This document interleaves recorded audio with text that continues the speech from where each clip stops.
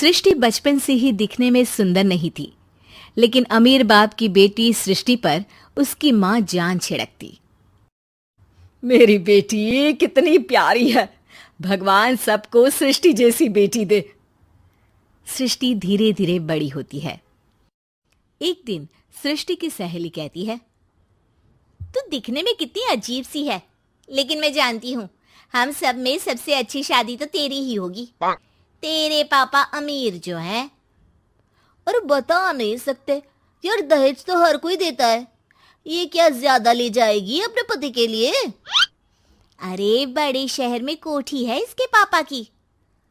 अरे पापा की है ना, कौन सी इसकी है? इसकी होती तब तो कोई भी लड़का इससे शादी कर लेता। अरे पापा की मतलब पापा की है तो मेरी ही है ना? किसने कहा? अब तेरी तो तब होगी ना जब तेरा भाई ना हो। वैसे भी शादी के बाद सारी प्रॉपर्टी भाई के नाम होती है।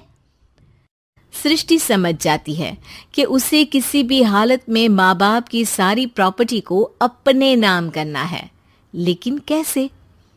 एक दिन सृष्टि का भाई शीनू कहता है, बहन क्या कर रही है? तुझसे एक बात करनी है।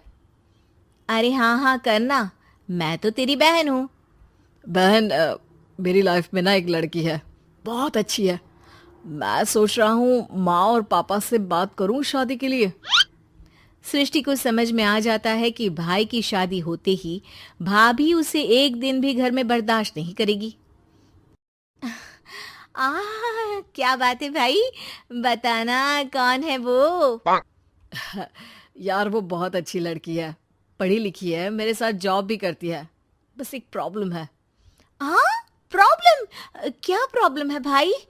यार वो शादीशुदा है, लेकिन उसके पति ने उसे सिर्फ इसलिए छोड़ दिया क्योंकि उसके माँ बाप दहेज नहीं दे पाए। सृष्टि ये सुनकर न जाने क्यों खुश हो जाती है।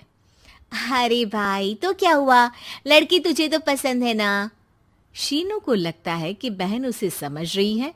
वो इस बात से अनजान होता है कि उसकी बहन की मंशा पूरा घर हड़पने की है। सृष्टि अपनी माँ से कहती है, मम्मी मुझे तो बहुत चिंता है। पता है शीनू क्या कर रहा है? अरे क्या कर रहा है? वो तो काम पर जाता है और वापस घर आता है। नहीं ना माँ, वो यही तो नहीं कर रहा, बाकी सब कर रहा है।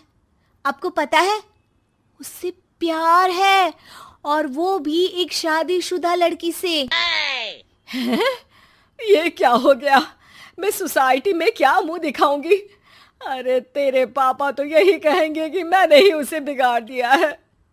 माँ देखो, मेरी बात मानो, पापा पर भी विश्वास करने की जरूरत नहीं है। अब आप ही बताओ, पापा इतनी देर घर के बाहर रहते हैं क्यों? बोलो। अरे बेटा वो तो नौकरी करते हैं ना। तू बहुत भोली है माँ।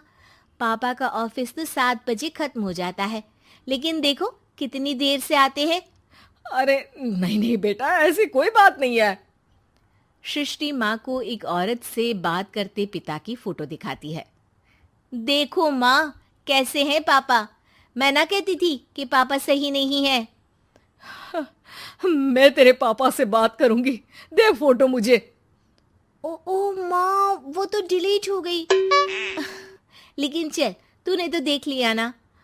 पापा से बाद में बात कर लेना, और हाँ मेरा नाम बिल्कुल मत लेना। हाँ माँ। अब क्या था, सृष्टि के माँ और पिता के बीच झगड़ा होना शुरू हो जाता है। सृष्टि के मन में क्या चल रहा था कोई नहीं जानता था। एक दिन, माँ सृष्टि के लिए एक लड़का देखा है, वो लोग शाम को उसे देखने आने वाले हैं। और हाँ माँ, एक खुशखबरी, मैं और पापा मिलकर एक नया बिजनेस ट्राई कर रहे हैं। शाम को लड़का आता है, सांवले रंग का। सृष्टि को तो बिल्कुल भी पसंद नहीं आता।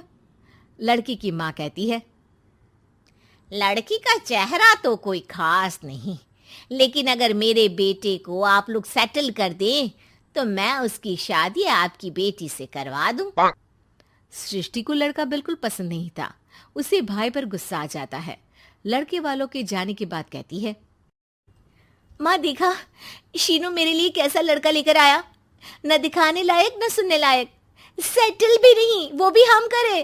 अरे माँ, मैं जानती हूँ ये मेरी शादी किसी भी घर में क्यों करवाना चाहता है। अरे कैसी बात कर रही है बहन, तूने तो देखा ना, लड़के को मैंने ही मना कर दिया तुझसे शादी के लिए। जिसने लड़का बताया था उसने उसकी बहुत तारीफ की थी। बात आई गई हो जाती है, लेकिन सृष्टि का मन शांत नहीं होता। क्या करूं, कुछ समझ में नहीं आ रहा। मेरी शादी हो गई तो ये लोग पूरी प्रॉपर्टी शीनू के नाम कर देंगे, मेरे हाथ तो कुछ लगेगा ही नहीं। तभी सृष्टि को आइडिया आता है।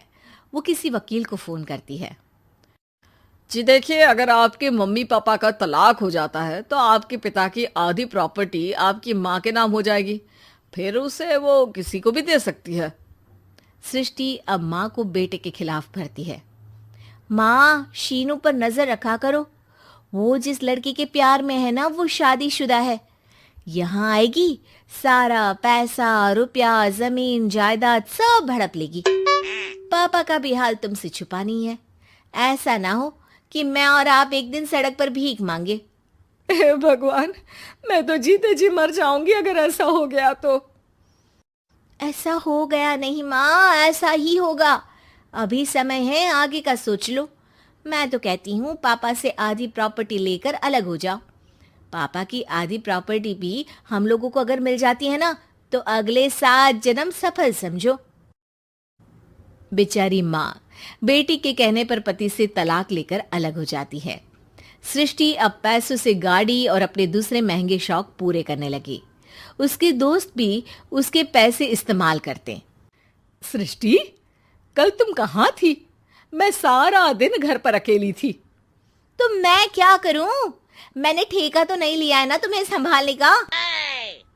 माँ को सृष्टि से ये उम्मीद नहीं थी। वो बैठकर रोने लगती है। वहीं उसका पति यानी कि सृष्टि के पिता आ जाते हैं।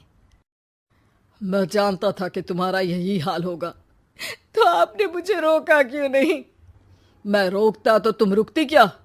सृष्टि के कहने पर तुमने मुझ पर अपने बेटे पर शक किया, लेकिन तुम ये भूल गई कि कैसे हम दोनों ने मिलकर जीवन में इतना सब खड़ा किया। माँ पति के गले लग जाती है। मुझे माफ कर दीजिए, मैंने आपकी कमाई का एक बड़ा हिस्सा गवा दिया। कोई बात नहीं, तुम साथ हो तो मैं ऐसी 7 प्रॉपर्टी खड़ी कर दूंगा। तभी वहां सृष्टि आ जाती है रोते हुए। माँ, मयंक ने मुझे छोड़ दिया। वो बोल रहा था जब तक मेरे पास पैसे थे तब तक ही वो मेरे साथ था। पापा, माँ, मुझे माफ कर दीजिए।